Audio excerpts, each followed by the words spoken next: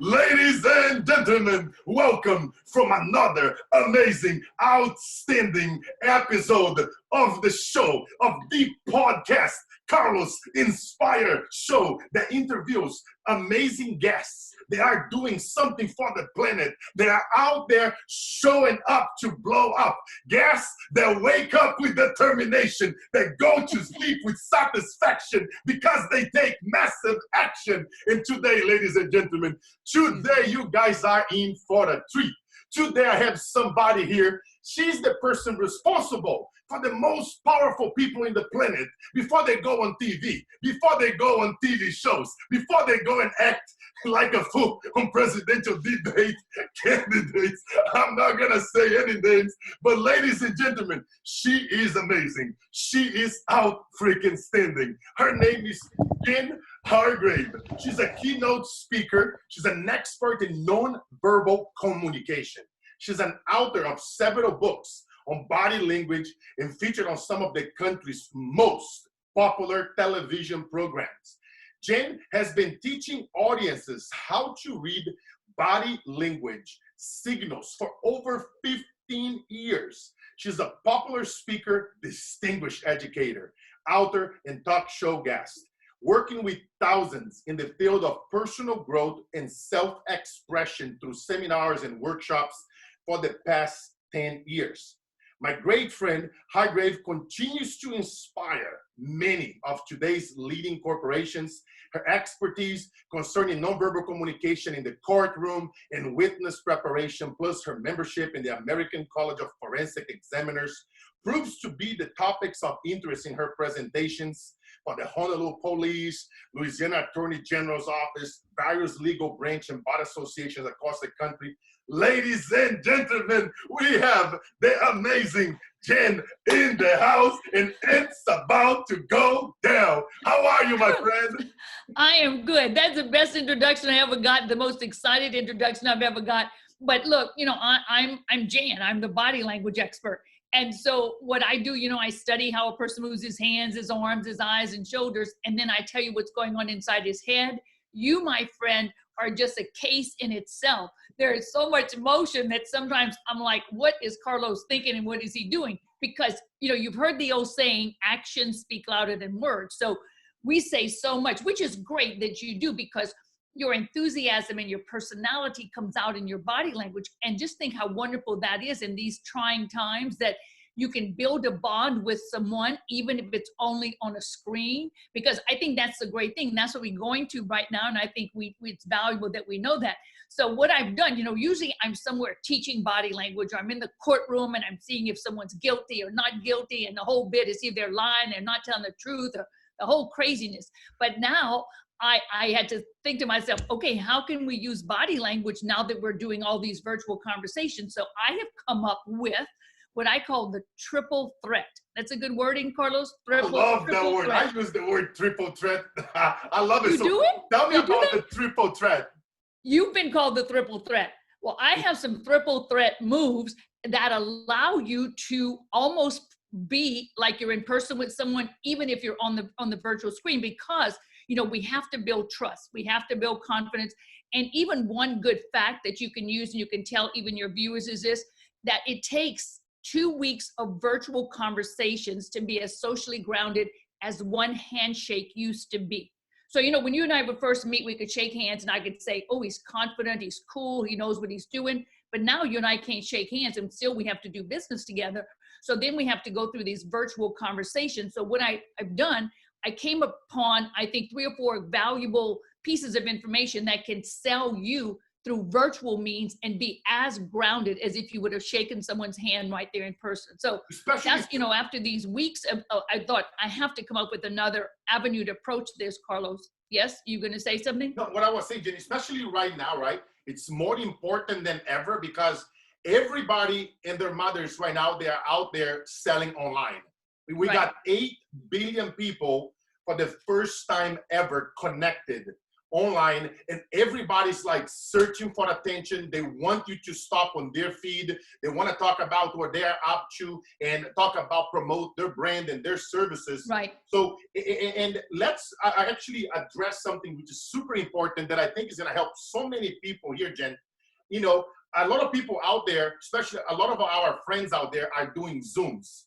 And a Right. lot of virtual Zooms going on. We have a lot of secret Zooms going on with our internal clients. And let's talk about, like, for example, how can you tell, Jen, when somebody is lying? Let's say we are in, especially right now, guys, you're doing a Zoom and then you have all these people on your Zoom and you're trying to sell them your services or you're trying to Right. sell them your superpowers. And if you put them on the spot as you try to sell them, and how can you tell, what is it, some examples, that someone is lying? Yes. Okay, so let me just give you some feedback on that. And let me give you some percentages, and then I'm going to give you what we call baseline behavior. So in reality, when you're talking with someone, 55% of our communication is nonverbal, 55%. So when I look at you, I look at how you move your head, how you move your arms, because actions speak louder than words. So I'm reading your body language at 55%. 38% of your communication is your voice inflection. So I'm trying to see, when are you excited and when is your voice down? And only 7% of our communication does come from the words that people say. So when we're trying to figure out, what is the message that someone else is sending us in their body language, I want to first give our listeners these two words: baseline behavior. And baseline behavior is, how are you normally in your body language? So if I'm questioning you, let's say you're accused of a crime, I wouldn't first start saying, well, did you commit this crime? Did you kill this person? I would start off talking with you about something you're comfortable with, maybe your job, maybe your children, maybe your family. And I would get a read on you, Carlos. So I would say, oh, when he's comfortable, he crosses his right leg over his left. When he's comfortable, he might scratch his neck this way. So I would get a read on you. And then I would ask you a difficult question.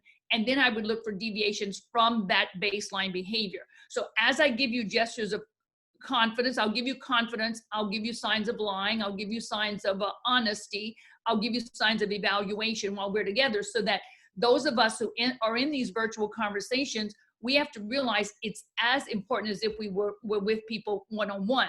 So just a little bit of background about body language and to kind of get our grouping, involved with us.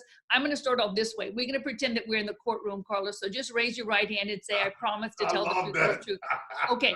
And is that your right hand? You're looking at you backwards, honey. So, and all the people who are watching, I want them to do it too. Oh my gosh, you're so funny. So Carlos, just freeze your hand for a minute. And those who are watching, I want you to do the same thing, because what I've done is that when people get into the courtroom, they always do this first. And I've gotten to where I can look at the way their hand is up and I can tell you if they're going to tell us the truth or not. So when I look at people's hands, so freeze your hand now so that I can analyze it. But I typically see 5 things. Some of you are just like I am. Your hand in Carlos's hand too is up straight and your fingers are wide apart. So I'll tell you what that says about your personality. Some of you have your hand up and your fingers are tight together. So I'll tell you what that says about you. Some people bend their finger forward, something like this. So I'll tell you what that says about them too. Some people keep their hand up and they keep 2 fingers together and 2 fingers apart. I'm usually worried about those kind of people. And then some people bend the hand backwards this way. So keeping your hand like you originally put it, let me tell you what each one is. This is the very first. When someone's hand is this way, fingers wide apart, hand real tight, this usually indicates that they are terrified and they will tell us the whole truth. So if ever you need to go, yours is perfect, go just this way. Second one is equally as good. My hand was up, but look, my fingers were really tight. This is a good one too. It's called an analytical honesty. This person will tell us the truth, but we will have to pull it out of them. When people bend the hand forward, do you know that anytime someone bends a hand forward in the courtroom, we realize that this person is probably going to try to lie to us. So you may want to do this with your spouse or your children tonight and see if they're like this or like this. When people keep 2 fingers together and 2 fingers apart, but just think about what I originally said, 2 fingers apart is a readily type of honesty, and tight fingers, it's an analytical honesty. So these people give us both types of responses. So when people also bring the hand backward, this usually means they're going to try to bend over backwards to get you to believe them, but will be typically telling you a lie. Now you put your hand down, but it's kind of a good way to get you into the field of nonverbal. So even before we talk about honesty and dishonesty, let me tell you how eyes play a big part in everything that you say, how your body language plays a big part in everything that you say, and how your hands can reveal information about you. So that's kind of my triple thread, is the eyes, the hands, and the body posture. So the thing about the eyes is when you're having a conversation with someone, even if it's virtually, you have to at least get and meet their eyes about 60 to 70% of the time that you're talking with them. And when I say meet their eyes, you know, there's a difference in me looking at my screen, and there's a difference in me looking at my camera. When I'm looking at my camera, that's like I'm really, really looking in your eyes, Carlos. When I'm looking at the screen, you know, I'm kind of looking downward. So sometimes, and if you get a chance, make sure the people's pictures are near the top, so that when you're looking at your camera, it would almost look as though you're looking at their faces. So 60 to 70% of the time that you're talking with them, your eyes should meet theirs, because what happens is when your eyes and my eyes meet, there's a hormone called oxytocin that's released by the pituitary gland, and it's called the cuddle hormone or love hormone. So Carlos, if you and I stared at each other for 60 or 70 seconds, we'd probably fall in love right now. You see me, I'm looking at you too. So it's that much, is 60 or 70 times. So we would say good eye contact. The 3 eye contacts that we do not trust in the courtroom, and I don't want you to do during virtual conversations: avoidance of eye contact. I would never trust someone's story if they're not looking at me when they're telling me their story. I would be very careful of people who constantly blink when they're telling me their story. And I would be very careful of those who keep their eyes closed for longer than necessary when they're talking with me. You ever saw someone talk with you and look, their eyes are closed the whole time? When their eyes are closed for too long, it's as though they're thinking to themselves, I'm trying to block out information of myself from you. So those are 3 eye behaviors I would definitely note. And also be careful of those people who give you, we call it the sharp shooter eye, where they kind of like squint and look at you, or sometimes they'll look at you in the corner of their eye in this way. That is typically done by a person who's pretty skeptical of what they're hearing. So if you see someone do that, you need to repeat your sentence and make sure that there's clarification, because that's really what they want. So now that we've talked about eyes for a minute, let me go to hands, and then I'll give you the lying gestures too.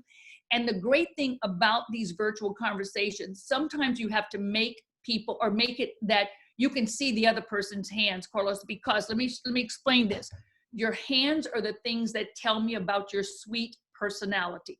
So every now and then when you're talking, and I don't want you to ever, you don't have to make it excessively this way all the time. If you're, that your personality is kind of excessive, so continue doing that.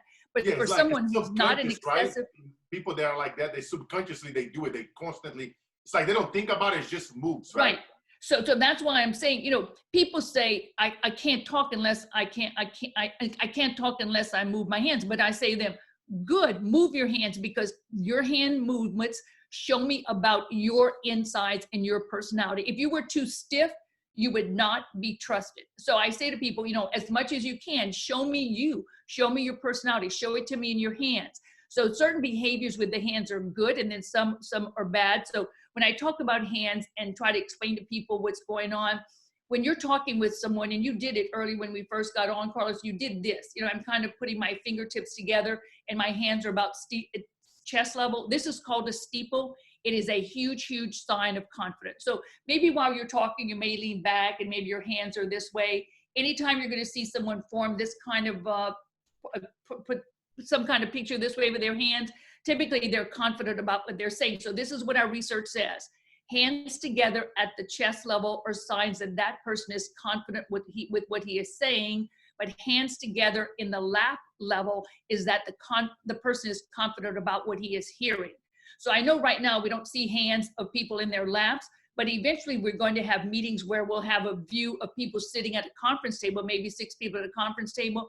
And what I found about this social distancing and watching body language from 6 feet away, it's easier to look at someone's body language from 6 feet away than it is when they were right there in front of me. Because when you're 6 feet away, I can look at your head, I can look at your body, I can look at your feet, because every part of you sends me a message. If your feet are just kicking, it's letting me know that you're bored or something of that sort. So these are some things that I want people to know that they should do with their hands while they're in a webinar with you. One would be every now and then they're talking, maybe they just want to do the steeple. And look at this, even when my hands are not touching, this is called a goal post steeple. So anytime you're going to see someone sit and maybe do this kind of formation, it is always a gesture that says, but I want you to do it soft, a little bit softer, Carlos. Do it again. Try it again, Carlos. And just do it a little bit softer. And yeah, just like that. And guys, for you guys that are listening to us now on the podcast, I'm going to put the link for my YouTube channel right below the podcast site so that you guys can actually see it and visualize this as well. Okay, so so I didn't know that some people were not watching. So let me just explain it if someone's not watching. So my hands are together, almost like I'm in prayer, but the bottoms of the hands are not touching, just the fingertips to touch is called a steeple. And then the goalpost steeple, my hands are a little bit further out, but they're still in that situation or presentation of almost as if they're steepling. So that's a good gesture to do. And another one that I found is really helpful that I teach when I'm teaching someone in person too. You know, I'm going to just pretend that I'm holding on to an imaginary basketball, Carlos. And so while I'm talking, I'm just doing this, I'm holding on this basketball. And then every now and then I'm going to lean forward and I'm going to pretend like I'm giving you the basketball. So in other words, in body language, this says, I have this information, the ball in my hands, and I'm going to gladly pass it on to you. So even with that, you know, your body will go forward just a bit. So make your body kind of come forward towards me, Carlos, and then maybe go back when you want to finish your sentence, because you cannot be stiff. Let me just explain why your hands move and why it's so great to see how well you use your hands when you're speaking and how some people are very, you know, positive when they're talking. So let me explain how it works. Whenever I move my right hand or anything that I move on the right side of my body, my right hand, my right leg, my right eye, my right shoulder, that's all controlled from the left side of my brain. And on my left side right here, that's my math, my science, my history, my numbers. If I'm multiplying something in my head and I have trouble getting the numbers multiplied, I'll move my right hand. It's going to help me solve the problem, and then I can speak those words. When I move my left hand or anything that's on this side of my body, any motion on the left side of my body, that is all controlled from the right side of my head and my right brain. This is a fun side. Our right brain is a fun side, the comical side. This is a side that daydreams. So if you drove somewhere and you can't remember how you got there, you drove their right brain. So that's why your hands move. Think why they move. Your hands move when you're speaking because they help you get information that is caught right here inside this huge thing called a brain or called a computer outside of your mouth. If I had to speak with you and I'm taking both my hands out and holding them behind my back, if I had to speak with you for 30 minutes and we're not allowed to use my hands, it would be very difficult for me to organize my thoughts and get them out in a logical fashion. It is. It's just every time you move your hands, it's helping you organize all this information you have in your brain so that hopefully you can logically speak with people. So the positives with body language are the steeple, maybe that I'm giving you the basketball, and then the negatives. Let me just show you some negatives. We call these displacement gestures. If I'm trying to see if someone's lying in the courtroom, I'm going to look for a number of displacement gestures that they're giving me. And displacement gestures are gestures that are not necessary. For example, someone who's constantly pulling lint off their shoulder.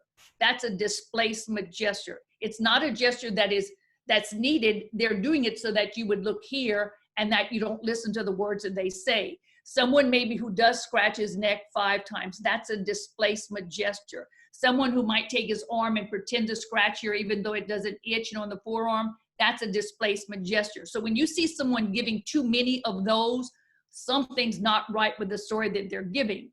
But when we talk about the absolute gestures of, what do you say, Carlos? No, I say interesting. It mesmerizes me because, it's like I tell people all the time, the importance, especially all the guys over here and girls listening to us right now, that you wanted to become a speaker, you want to use, I'm always challenging you guys to get out there and to, put content out. It's so important to understand body language, what is Jenny's covering here. So I'm just so happy to have you here. And then, even also your voice, right? Your sounds, the elements, whenever you are on the stage. If we were live, if you anchor in the stage, in the center, in the left, in the right, it's so many things, guys, that go behind. It's a science. It is. And if you guys master this, it's the difference, those 2 millimeter shifts that I talk about of making an extra 100 grand this year or an extra million. Same amount of time, just different strategy. It takes we all have 24 hours. But understanding this and taking notes and playing full out, highly recommend, because you guys will be able to use this on your next Zoom. And if you guys also pay attention, go back to your last Zoom that you guys did, or virtual or lives, and look at your body language. Take a look. And then grade yourself. Start thinking about what Jen and I are talking about here, because this is very important, guys. She's the legend behind the legends before they go on TV and act themselves like a fool, so they don't have to act like a fool. You know. So, Yeah.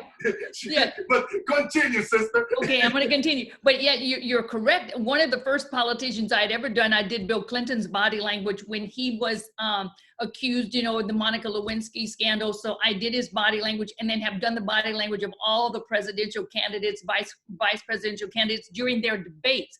Because think, when you have these two politicians debating, they're giving you a lot of message from their body language that they're not even saying with their mouth. So going back to the hands, and one thing that you said that was so important, that we let our listeners know who are speakers, that every now and then when you're speaking, you have to sometimes stop and kind of take a stance. And by stance, I'm meaning is that you have to anchor yourself. In other words, you have to stand with your feet about shoulder level width apart, and just stand. You know, think of how Beyonce stands. Beyonce stands, her legs are wider apart than that. Yours don't have to be that wide, but let's say you're just standing there. Every now and then you have to, because it grounds you and it lets you have something that you can stand up on. And two, the great thing about every now and then is taking a stance like that and ground yourself is that it brings you back to where you, like if ever you forget where you are in your speech, you need to just stop for a few minutes, ground yourself, maybe do the steeple gesture, your feet are about shoulder width apart, and it kind of brings you back to where you were, that you got lost in the speech. So just thought I would tell you that by you even saying that. And two, you know, when you're saying that, it makes me think of another thing. One thing that also has to do with dishonesty is when the person talking has to, let me see if I can adjust their, how would you call their anchor position. So right now my anchor position is my butt, okay? So if I'm telling you something and then I have to adjust it, you see, when someone has to do that too much, it could be an indicative that they're lying to you too. But yeah, thank you guys. Whenever you guys are watching somebody on being interviewed on the thing, you know, again, it fascinates me. Body language is something that, you know, it's crazy because, you know me, I've been, you know, outside dealing with people for so long, and you know, it's no school that would ever teach you that stuff. Is whether you're a leader or not. And you and I, we are two leaders that actually walk the talk and have the receipts to prove it. You know, a lot of people over there, they talk, and you and I can read it all day long. They are bullshitting. They haven't made the millions. They haven't hit rock bottom. They haven't had somebody taken away from them. Or you know what I mean? It's like they haven't, you know, all this bullshit, right? But tell me something. Like, how did you even be started on this? Like you just said, you know, like when I was little, I wanted to be an astronaut. I want to be a director. I want to make movies to make people happy because all the anger and the sadness that I went through as a kid. I want to become somebody influential to go back and help those children. But how did you did you woke up and say, I'm going to become a body language global expert? So, okay, Carlos, so I'm going to tell you how I got started, but then bring me back to the lying gestures, because I want to give our viewers and our listeners the 3 big gestures they're going to look for in line. But let me just give a briefing of how I got started. So I was in a college class, a graduate psychology class, and I had a fun professor. So every few days he would walk around, because I had not heard of body language before this. He would look, like, let's say he'd look at you and he'd say, oh, I know what you're thinking. A few days later, he would come back and he'd look at someone else. Oh, I know what you're thinking. So he kept doing that. And one day he looked at me and he said, Jan, I know what you are thinking. And I thought, how can that old fool know what I'm thinking? Because it always wasn't too nice. So he told us about body language. And I said, you mean I can study how a person moves his hands, his arms, his eyes and shoulders and kind of figure that person out? He said, oh, yeah, you can do it. And I was dating someone. So I said to my professor, I said, so when this man tells me he loves me, I can figure out if he's telling the truth or not. He said, oh, yeah, you can do it. I said, I need to learn this stuff. So at first, I started to research it because I wanted to use it on this boy. So I just thought, oh, this is good. I can figure out if he likes me, if he's lying to me or whatever. So I started having fun with it. I was using it on my friends. And then it started off just as minor research and then began to become major research for me. So my second degree dissertation is in body language. My third degree also is nonverbal communication. But Carlos, I'm a business major and I'm a psychology minor. So during the day at college, so I've always was a college teacher. I still teach at University of Houston where I live, but during the day I teach business, you know, business law, economics. And then at the night school, they wanted to offer classes for people that were just kind of strange, you know, so they knew I was employed at the college during the day teaching business. They came to ask me to write a course on body language that they could offer for attorneys. So that's how it started off. I wrote a curriculum. People started taking this class. So attorneys only were taking it because I was helping them to read people better, to pick better juries. So I teach them how to spot a liar, a truth teller, confidence, or nervousness. And then on the last night, this is kind of funny, on the last night of class, I would always think, how of the semester, how can I test and grade to see if they had learned anything? And there was that old show called To Tell the Truth. Now we have it again on with Anthony Anderson on Sunday night. So in my classroom, I would do a To Tell the Truth game panel show. So the very first semester on the last night, I brought out 3 ladies into my classroom, but out of the 3 I brought in, my class didn't know these ladies. 2 were imposters and 1 was of a true profession. And that first semester on the last night, I had brought out a nun. I had gone to a Catholic school. We had lots of nuns in Louisiana where I'm from. And so, and I knew a nun really well. So I said, come to my class this one night, but you cannot wear your nun's habit. I said, just wear a regular suit. Then I had to find myself 2 other ladies who kind of looked like they were nuns too. You know, you can spot a nun. So as each lady came in, I would say, who are you? And the first would say, I am Sister Mary Teresa. I'd say to the second, who are you? And she'd say, no, I am Sister Mary Teresa. Then I say to the third one, who are you? And she'd say, no, I am the real Sister Mary Teresa.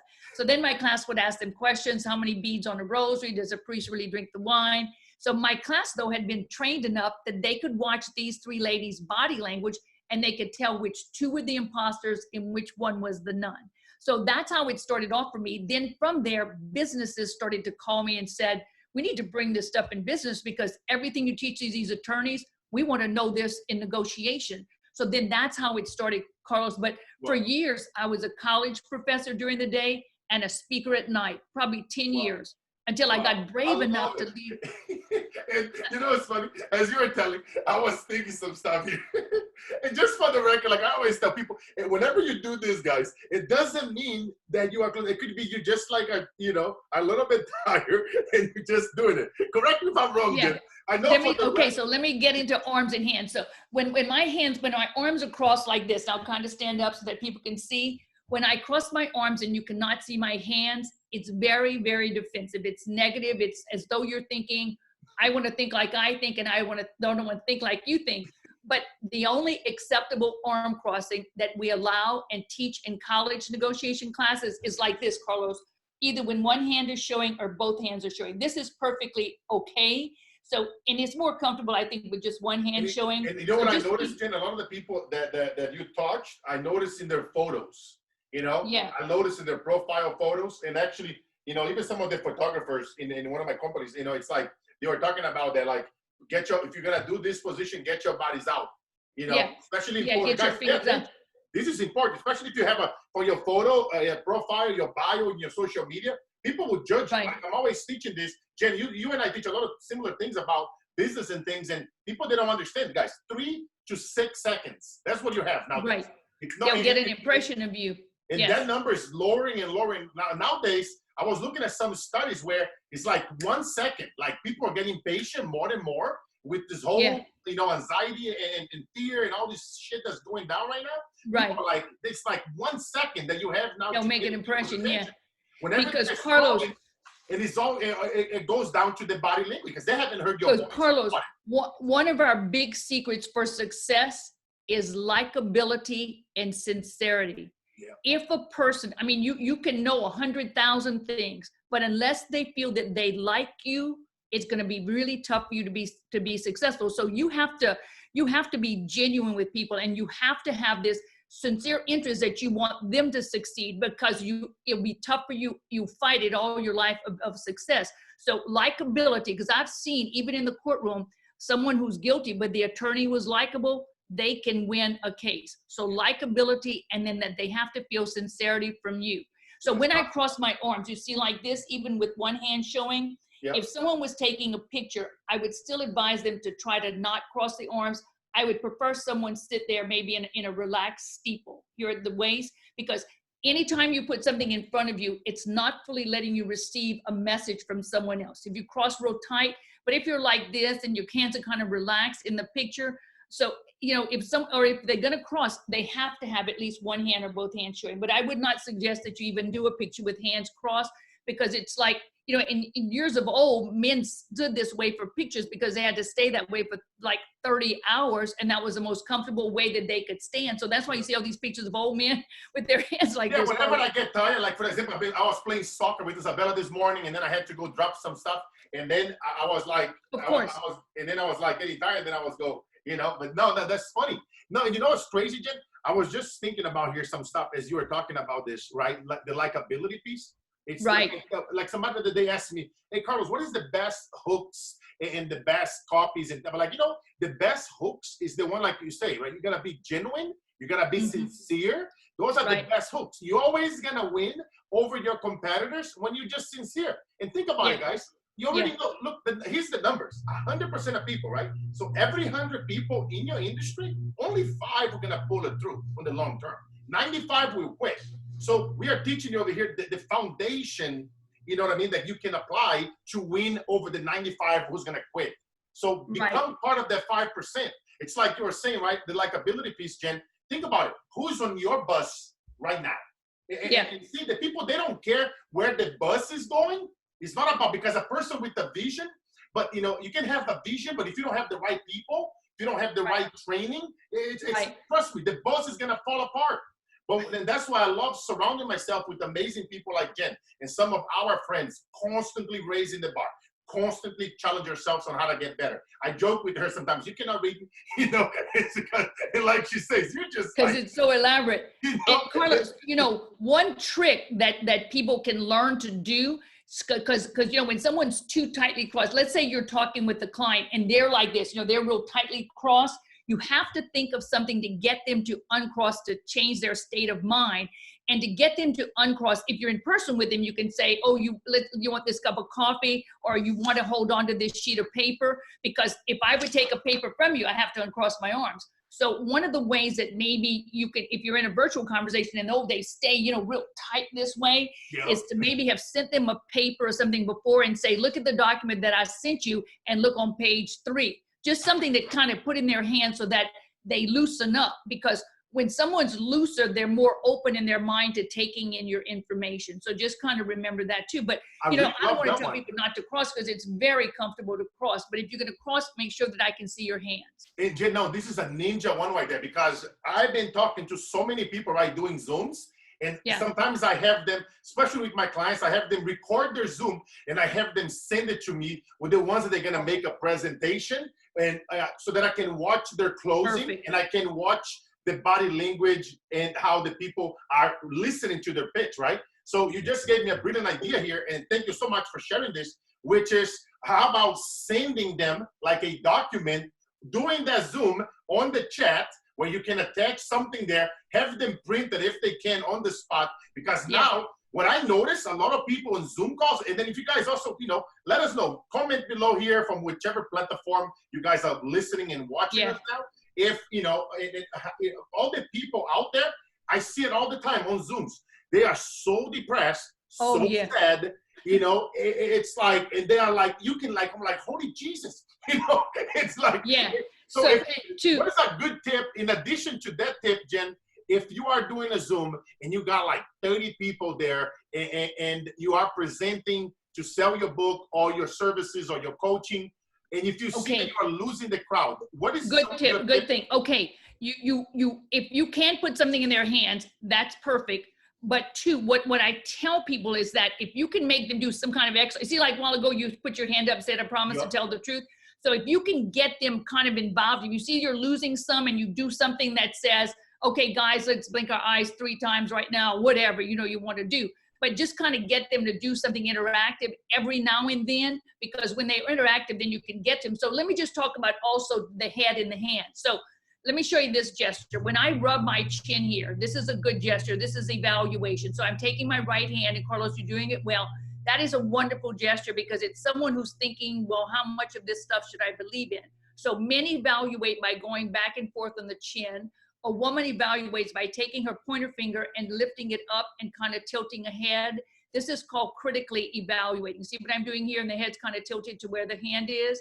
When someone is bored, the whole head is resting in the hand. So there's a difference in this, which is evaluation, and this, which is boredom. And when you're watching someone listen to you, and they're holding their face, you can tell the moment they get bored, because there's the moment that the head starts to rest in the hand, that's the moment they're starting to get bored. So there's a difference in me doing this and me doing this. You see the difference? See, when I'm pushing down, that is the moment that someone gets bored. So if you're listening to someone every now and then, I think it's good to do this. And two, what you need to figure out is that head nods are quite important in virtual conversations. If you and I are talking and you nod twice, so let's say you and I are talking and you go, Jane, nodding twice, that is like a signal for me, she's doing good, continue talking, Jan. So 2 head nods is great. I'm with you. It says I'm with you. I'm backing you up. But 3 head nods indicate that person is ready to talk and they want you to shut up. So then if I'm watching you watch me and you go like this, that means I need to shut up because you have something you want to say. Isn't that crazy, Carlos? So that 2 is is crazy. like, okay. No, you know what I do? You see, I have some crazy rules, right? I always tell my clients whenever we are doing a one-on-one session that if you have something important, it's okay to cut one and offer. But I set the frame. I set, Okay. But if you forget to set the frame, then you're like, so because now they know that's a habit that we all have. If we are speaking and if I have something important that can complement that story, it's okay to cut me off. Sometimes I even do that with the guests on the shows.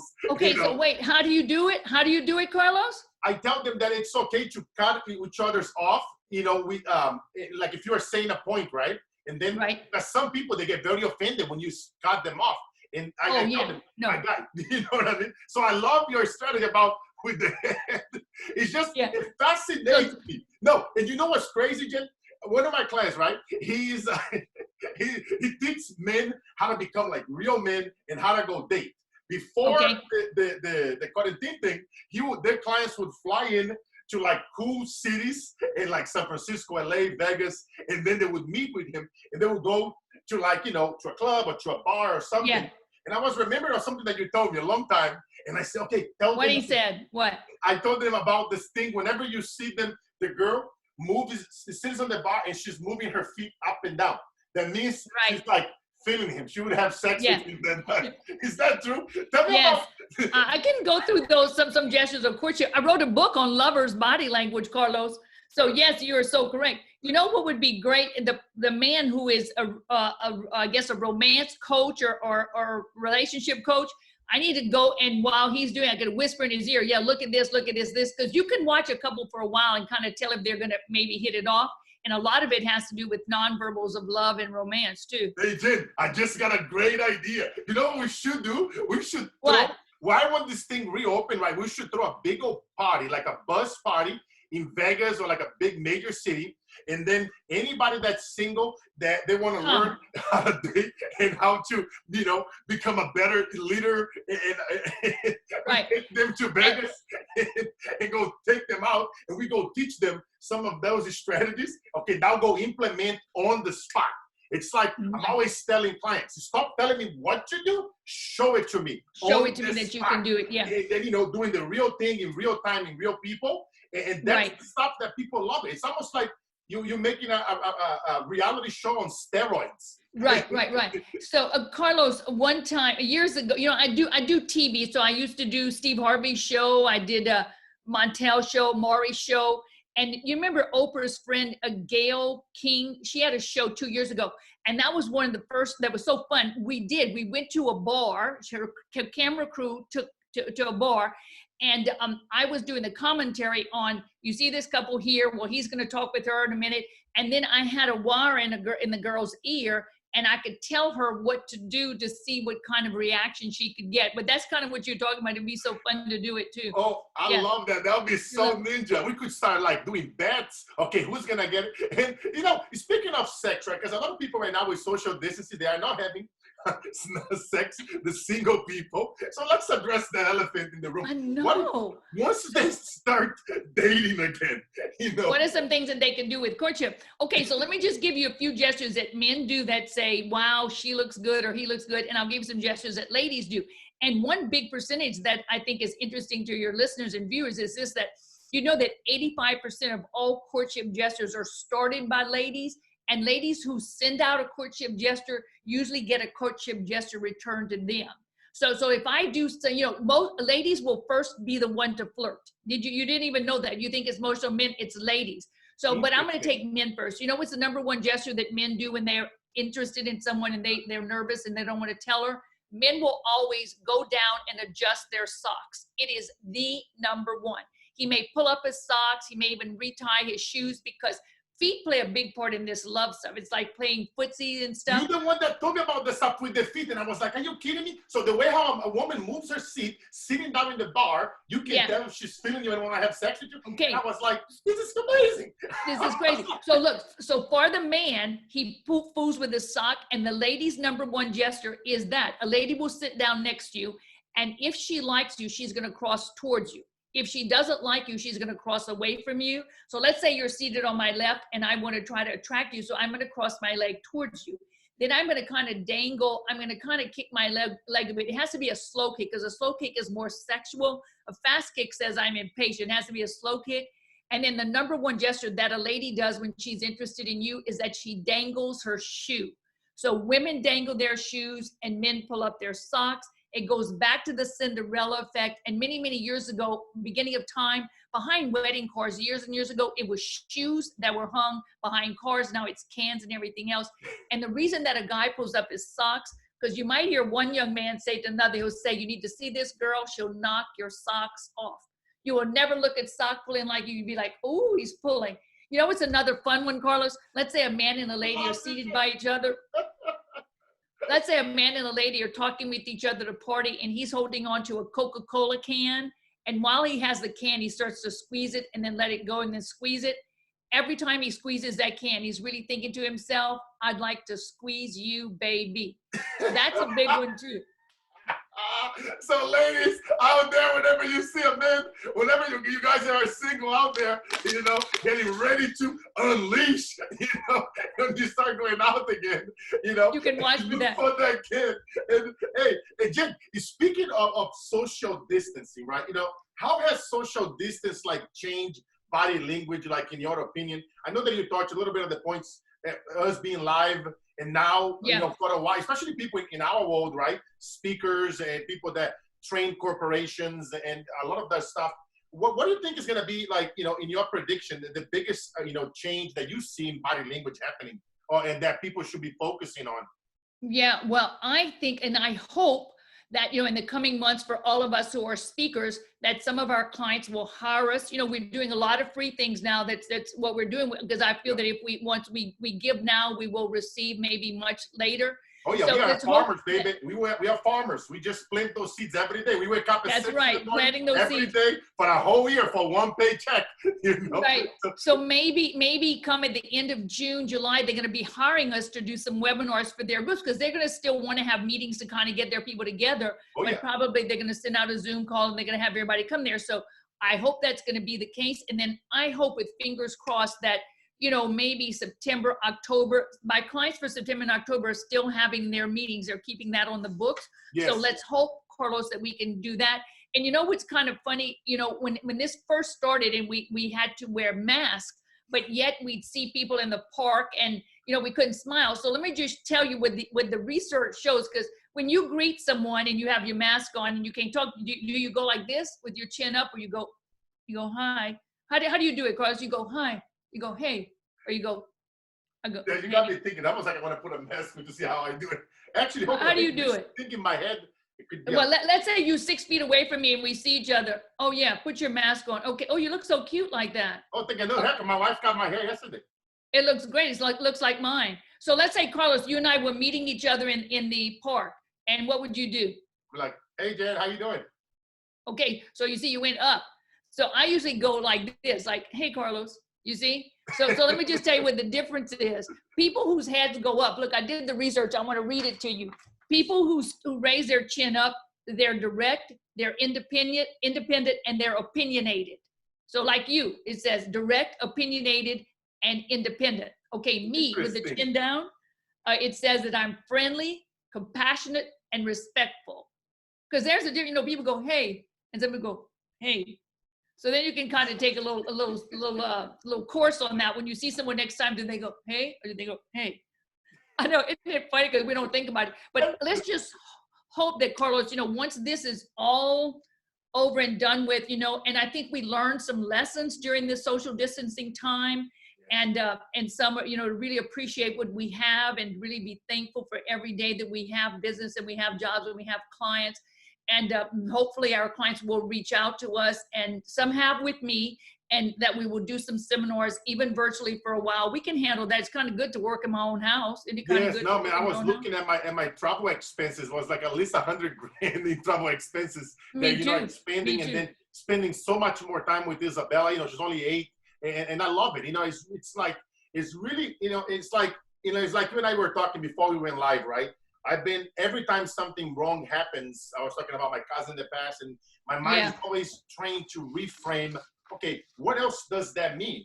So any tragedy, guys, in your life right now, understand, especially for the speakers and the people that are always traveling away from the family. And, sometimes I take my family with me, but when I don't, I miss it because we are always together, right?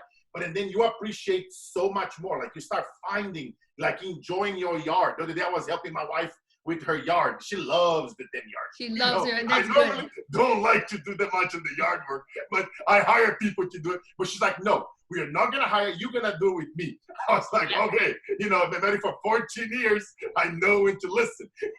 You know when to listen because you caught in that house. Now you can't leave that house. Oh, no, but what's funny, Jen? It's like now you're appreciating, right? You're looking at the flowers and you see the feathers, the meadows. They are old, and the ones, and you see her cutting and trimming, and you're just smelling the leaves. And you're there with your partner right now. We're drinking a wine, and I'm being silly, throwing water at her and water balloon, and it goes crazy. Yeah, that you're having a good time, Carlos. No. And that we can have the time of our life now, because I know it's going to get better, because we value the human touch though, and we value the interaction of others around us.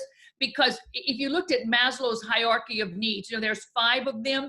The bottom 2 are just basic, food, clothing, shelter. But the top 3, to reach those top 3, it involves interactions with other people. So to reach our full potential really in life, in that hierarchy of needs, we need these outside sources. And, my husband says to me, Jan, when you can retire from speaking? I said, who can retire from a job that every time I finish that job, I get this? So I told him, I said, I'm going to quit speaking when I walk into this door. Every time I walk in the door, if you would start clapping for me when I walked into the door, I'm going to quit doing my speeches. Because I told him I could go to someone else's house, but hell, I came to your house, so you need to clap for me. I always say that to him when I'm doing it, because, we get the rewards of being in front of an audience, knowing that what we taught them was valuable, and they do give us a handshake and a clap. But this way, with all the notes we get after you and I do a conference that they send us, those are heartwarming too, and they're letting us know we are doing the right thing.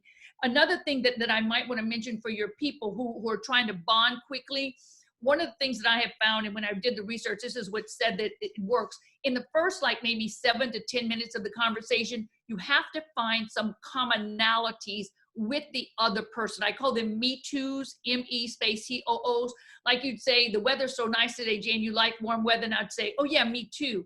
Or you'd say, I like the color red, and I'd say, me too. The more me toos you can get, the quicker you're going to get to where that you bond with them. Because the first time you're going to get oh, not me, you're just handicapping the bond that you just started. So try to think about that, and a me too in a virtual conversation is equivalent to someone liking your Facebook page or putting a heart on your Facebook page. So if you can get someone to say, oh, me too, then and that's easy to do. But you want to build that bond, because you got to create a level of trust with them to try to sell with them.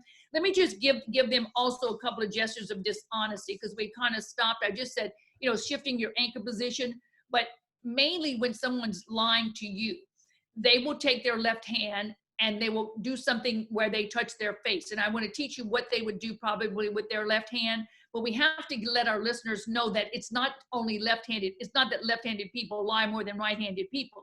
The only reason the left hand is used primarily for dishonesty is that the left hand is controlled from the creative right brain. When you tell a lie, it's coming from your right side of your head.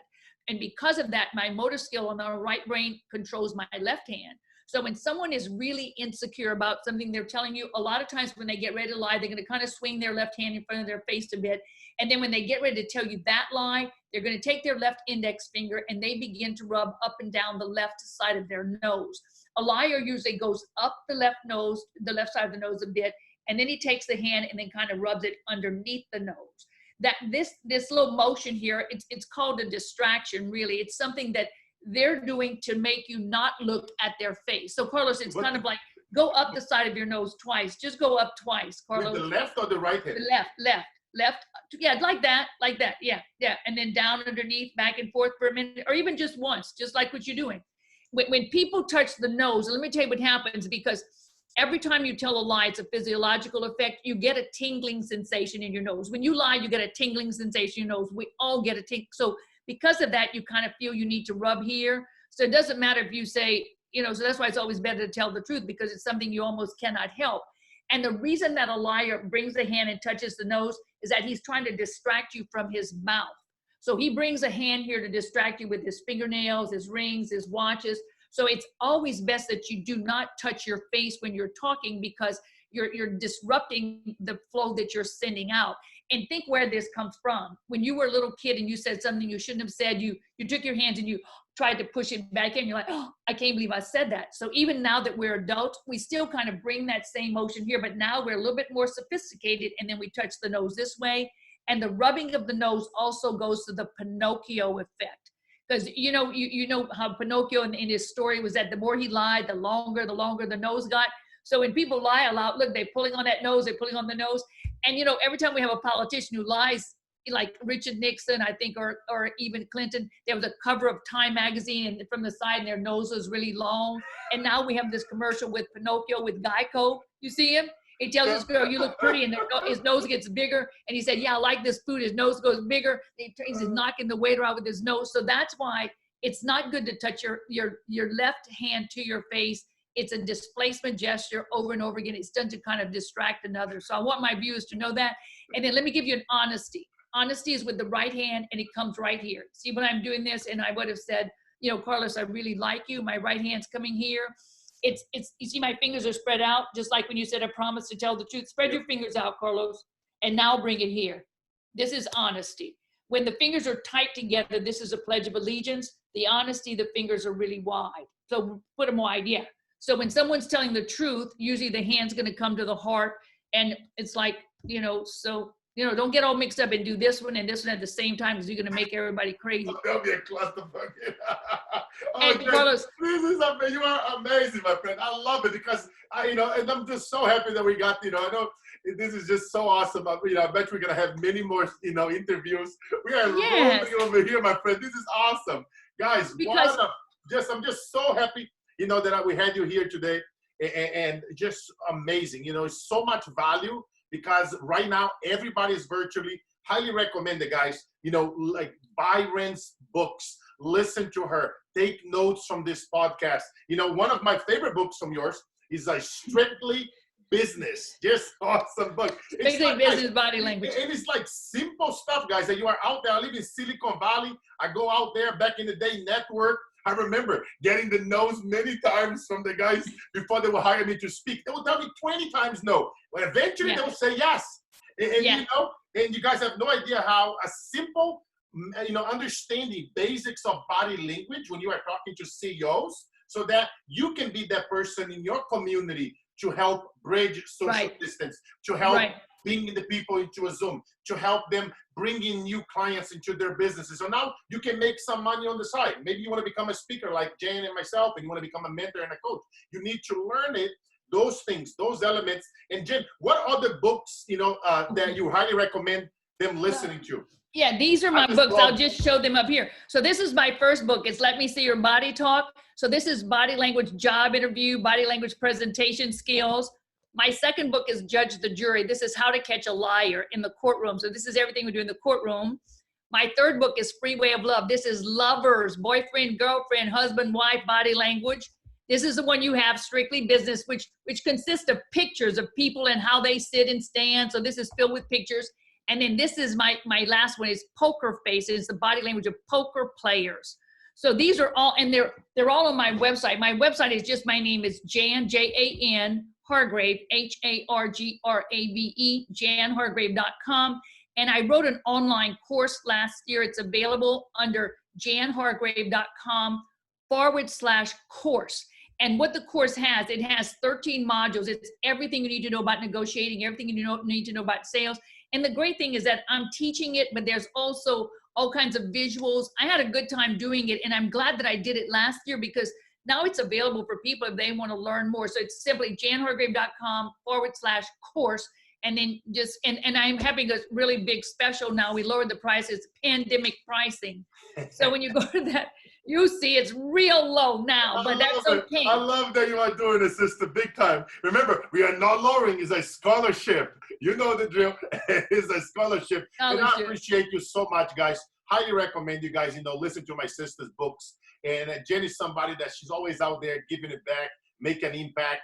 She's out there calling and checking some of those powerful guys out. You guys know it's all about our associations. And Jen, we like it. I'm always talking about this, right? The secret weapons behind the most powerful people out there. And then she's a dear friend of mine. We just love serving and out there, always giving it back. Like we were just talking about how if you go back in our social media for this last 45 days, we've been on it every day, doing Zooms, going lives, teaching, educating for free, just pouring our heart out and just dropping massive value. You guys know how I operate. I don't bring just anybody here to this podcast.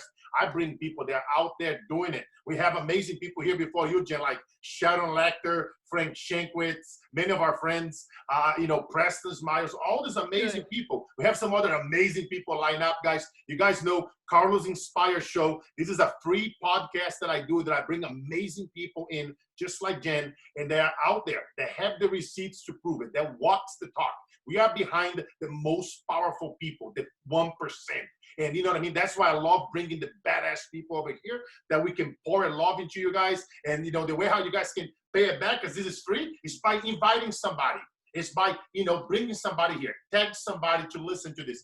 Tell them to keep coming back. We are all over iTunes, Google, Podbean, everywhere. Everywhere. You want to be everywhere. As I'm always preaching, guys, you want to put your content out there and you want to be everywhere. And just keep pouring it, keep pushing it, keep doing what nobody else does. Understand the things that we are talking over here. Listen to Jen, read her books, understand those key things about body language. And I can't wait, my friend, for the gates of hell to open, so I can give you a big old hug. Let me know, you guys listen to us right now. Who is that person? Jamie, I have this top 30 people that I want to hug once this thing is open. You are on my top 30 list. And I want to know from you guys, who's on your top 30? Drop it in a few names below. That's true. That's true. That you are looking forward to hug and lift them on there. And Jen, she knows every time that I see her, I always give her a beautiful warming hug and lift them up. And who is that? Who's on your top 30, guys? Who's on your bus? Who is that people? Because you see, the people, they join your bus because of the other people they are in the bus. They don't care where you are going. They care about the people that's on the bus. You feel me? And I want you guys to, who's on your top 30? Who's on your bus? Who is the people that you call and that you reach out to? You know what I mean? That you're constantly surrounding yourself with and you are pushing to the next level. So, my friend, I can't wait for us to party up once this thing is over. Always a pleasure having you here. Guys, there you have it. Guys, one last thing. If you have one last message to leave for this planet and you are in your deathbed, what would that message be in one sentence or two? Wow, you're putting me on the spot right there. I guess I would have to make sure that people understand that enthusiasm is contagious, and we like to be around those people who make us feel good. And that I hope that you're gonna make me cry, Carlos. That I hope I make people feel good when they're around me. That's good, huh? I love you, sister. I love you. I love you too. That's what I'm talking about. You know how we do it, guys? I want to be your favorite hello, your hardest goodbye. This is the podcast. This is the show that amazing people show up to blow up. Every person that comes here. And I wish you guys love, peace, massive determination when you wake up, even more satisfaction when you go to sleep. You know what we are about. We are about living life with contribution, not with acquisition. Life is about the mission, not the commission. It's about to go down, and the days that break you are the days that make you. With much love, it's your brother, Carlos Inspire, your show host with Jen, rocking and roll, dropping some love. I'll see you guys for another episode of the Carlos Inspire Show. Love you all. Have an outstanding day.